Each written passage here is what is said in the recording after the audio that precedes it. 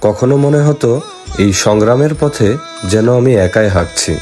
তাই সৃষ্টিকর্তার কাছে অভিযোগ করছিলাম, এমন জীবন কেন দিয়েছেন আমাকে। কিন্তু যখন আমি চারিদিকে ঘুরে দেখতে পেলাম সবাই নিজের লড়াই করে যাচ্ছে। হ্যাঁ, কারো লড়াই ছোট, কারো আমার থেকেও অনেক বড়, কিন্তু হ্যাঁ, সবাই লড়াই করেই যাচ্ছে, জেতার জন্য নয়, বেঁচে থাকার অনিবার্য তাগিদে।